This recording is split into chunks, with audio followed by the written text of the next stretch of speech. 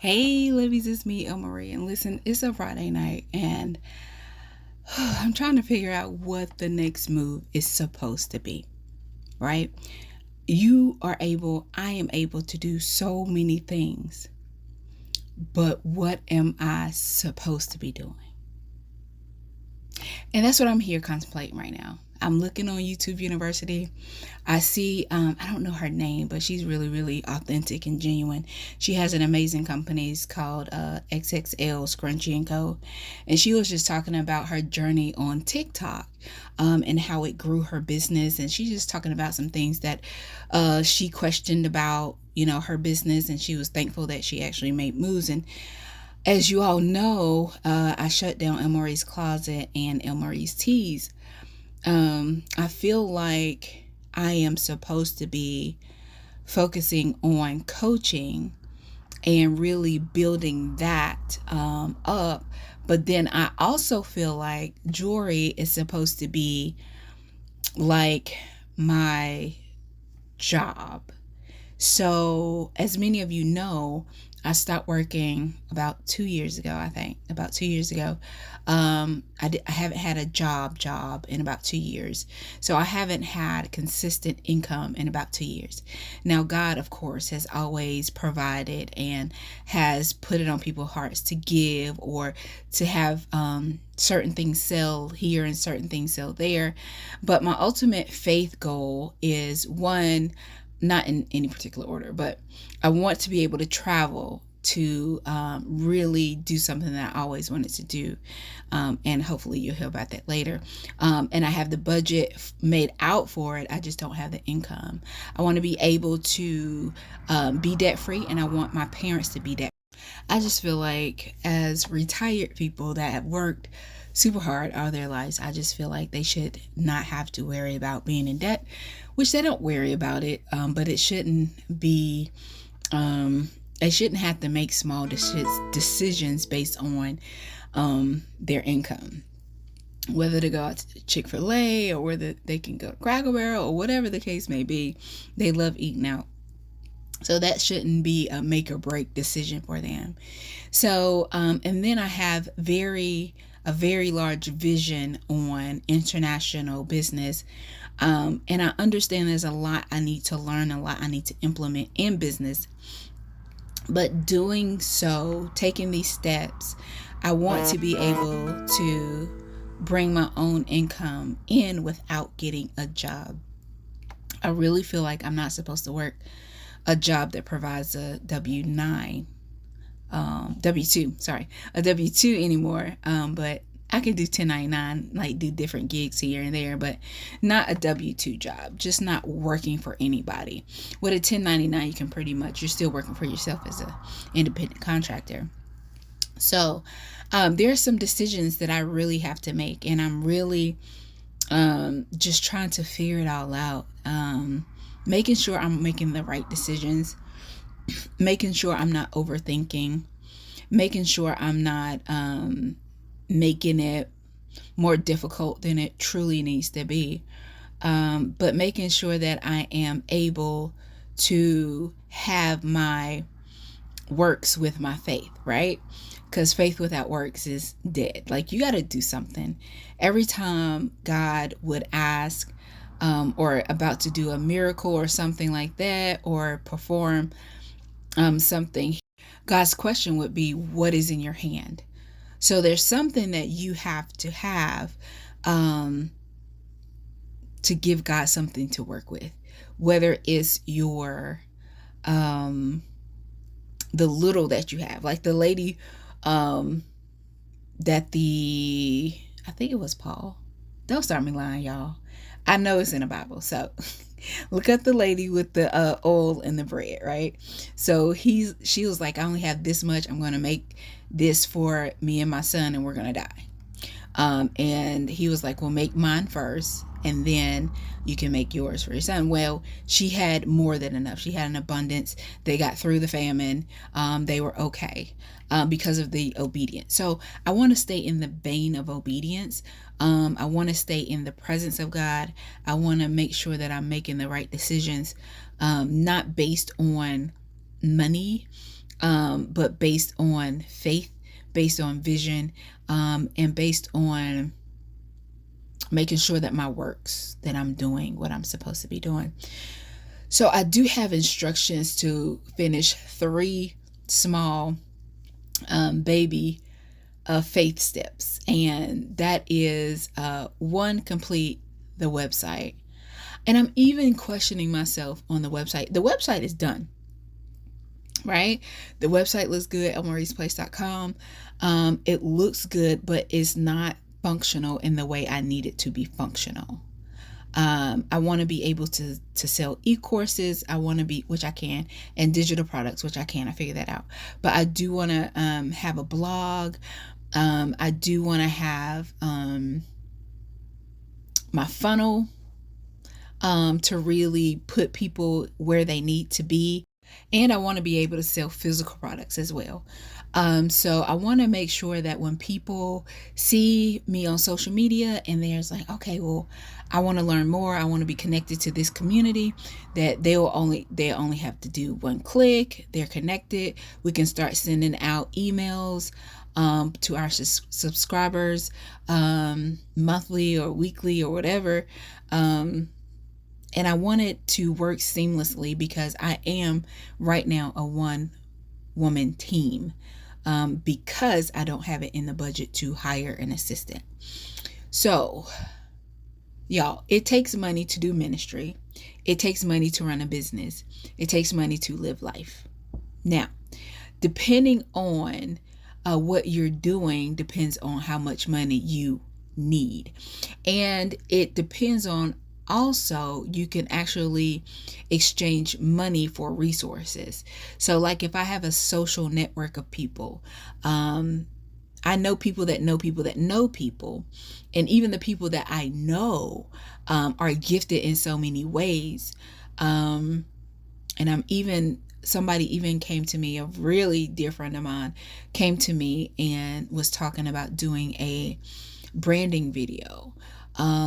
And so he is amazing in what he does. Like, he is top-notch videographer. I'm learning so much from him about branding, and just to get that knowledge and to get that support is priceless, you know. So you have those resources, but sometimes you do need that capital to really jumpstart something or to keep it flowing. So I'm learning how to do grants. I'm learning how to be very mindful of the funds that are coming in now, so that I am being a good steward over that, being able to maintain it, being able to manage it properly. That's the word I'm looking for. Being able to manage what I am receiving properly, so that I do show myself a good steward of the resources and the things that God has allowed me to have. So with all that being said, this is kind of like, I'm talking this out with y'all real time. I have a lot of different ideas that I want to utilize. I have a lot of different things that once I get to this one level and complete it, then I know a lot of different doors. I'm gonna have a lot of different freedoms, and I'm gonna have a lot of different levels that I'm going to have access to. So it's just a matter of getting the things done. They're already written out. The vision is written out. I do need to go back through, according to the questions that my friend is asking me in regards to the branding video. I need to go back and do like my 10-second elevator pitch, and to really hone in on what I want El Murray's Place to look like, to feel like, what I want the world to know, what I want the messaging to be. And I just want it to be a safe place for people to be vulnerable with themselves. A lot of times we're not vulnerable with ourselves. We hide, we lie, we cover up to ourselves. And so if we're doing it with ourselves, we definitely are doing it with others. So I want a place to be your best authentic self. whether that looks like being plugged into the Imperfect God Girl community and learning and building your relationship with God, knowing that you are imperfect, but He still loves you, knowing that you should come to God as an imperfect being so that He has something to work with. If we feel like we're perfect, then we feel like we don't need God. And then we get closed up in thinking that we can do it all on ourselves. Being self-made is a lie. It's a lie. You're not self-made. You have God, who's your creator, and then you have people that has either poured into you monetarily, which is your clients, your customers, or people that are your mentors. So you're not self-made, right? That's a very, very tunnel-minded, selfish, narcissistic thing to say, right? Because you're saying that nobody helped you. You're saying that I did this on my own. I created this. I did this. This is all me. And that's not true. That's not true. Like, you may have put the work in to put yourself out there, to get your brand known, to get yourself known as an influencer or whatever you're doing, but you did not do this all on your own. Okay. So that was just a sidebar. I threw that in for free. So I want to get to a place where I have clarity. I'm a clarity girl. I'm a planner. I like clarity. I make lists. I have calendars. I have alarms, all of the things. So I want to be clear on what I'm doing, and in being clear on what I'm doing, to really clarify my vision. Once you clarify your vision, you understand the things that you, the decisions that you need to make. Your decisions that you're making should align with your vision. And honestly, I know right now the decisions that I'm making, all of them, are not aligned with my vision. And this is why. Because I give myself to so many people. I am a helper. I see somebody that needs help, and if I have the gifting and the talent to do it, I'll jump in and help, because I believe in them and their potential and the things that they're doing. I love it, but I'm not supposed to be so involved in so many other things, right?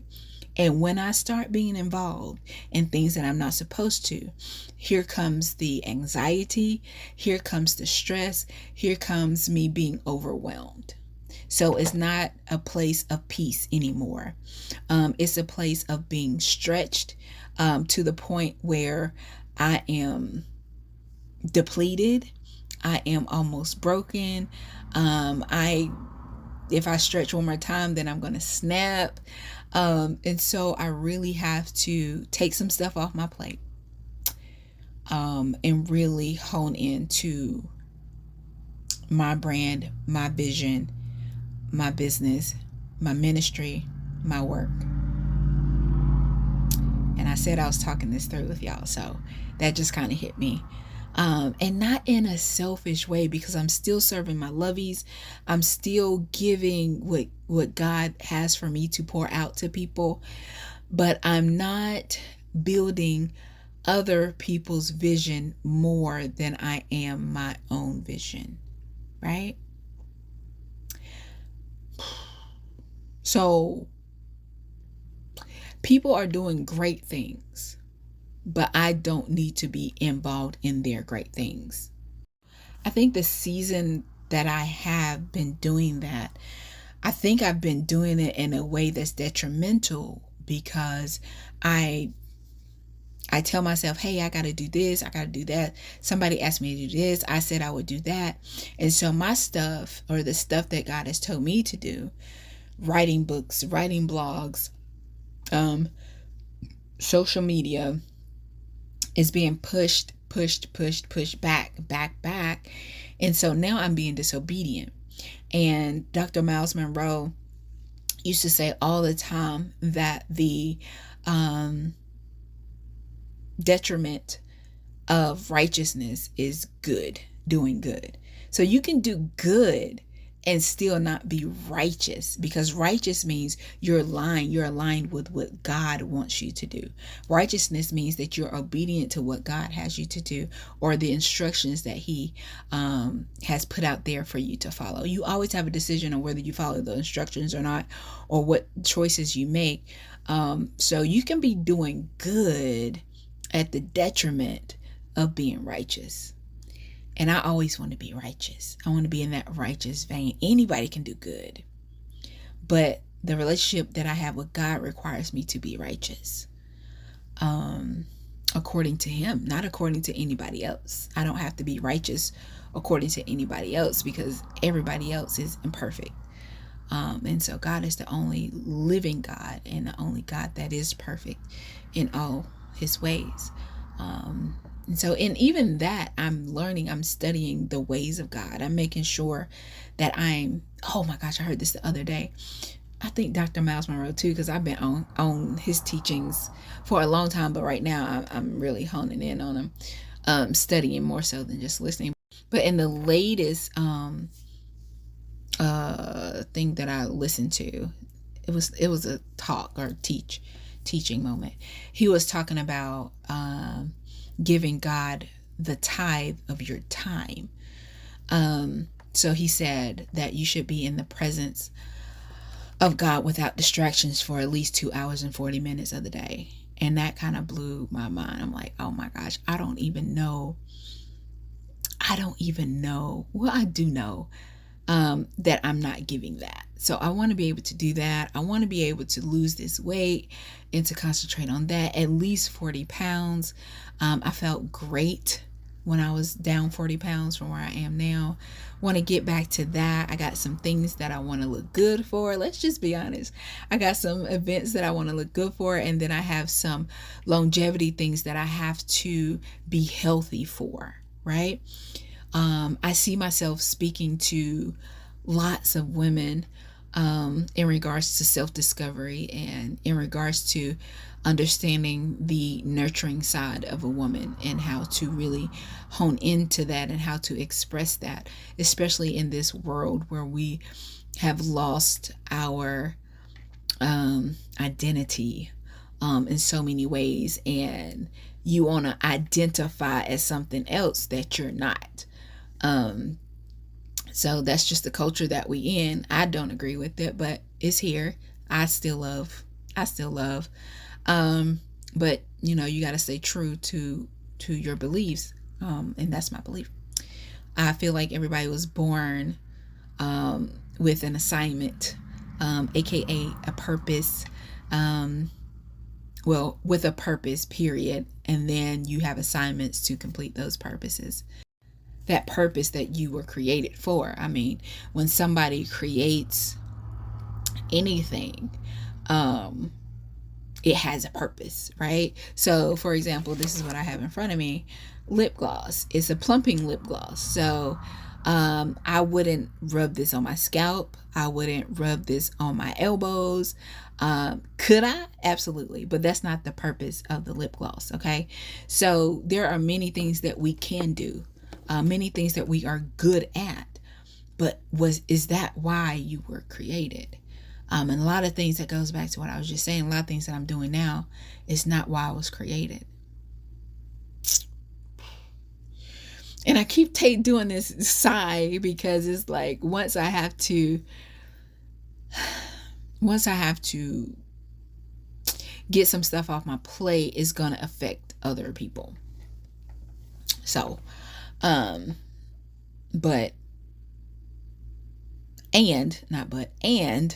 I still have to do what God wants me to do.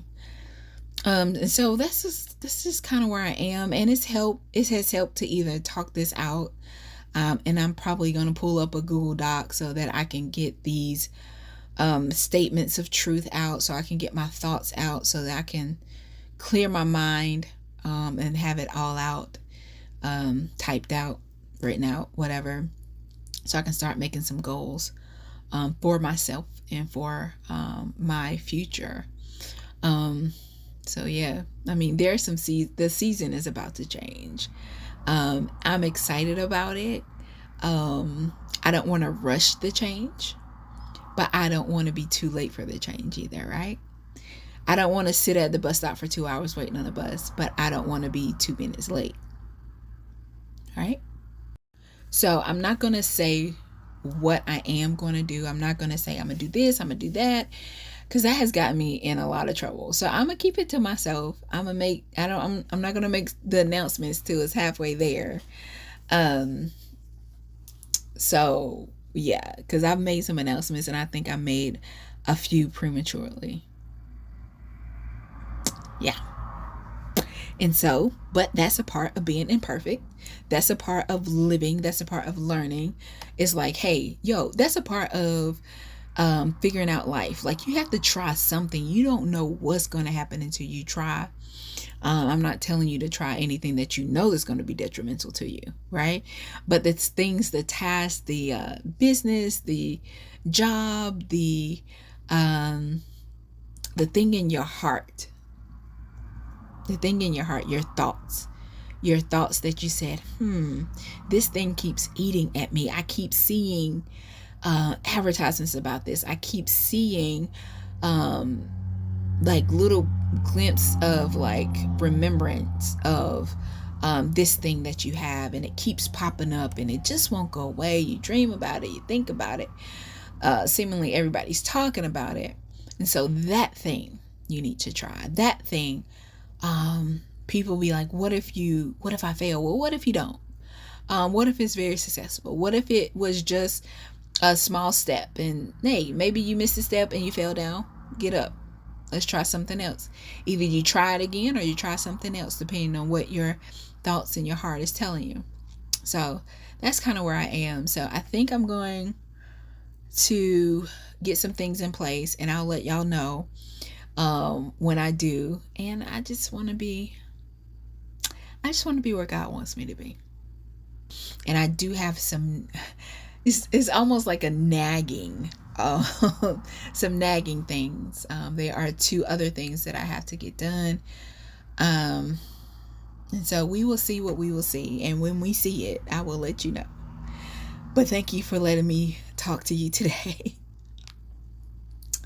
I hope something that I'm going through, the behind the scenes of entrepreneur, helps you to know that either you're not alone, or either you can do this by being imperfect and it can work, and that it may be hard, it may be challenging, but you can get through it. You can work through it. It's a roller coaster, but it's fun. So I hope this helps, lovies. Until next time, toodles.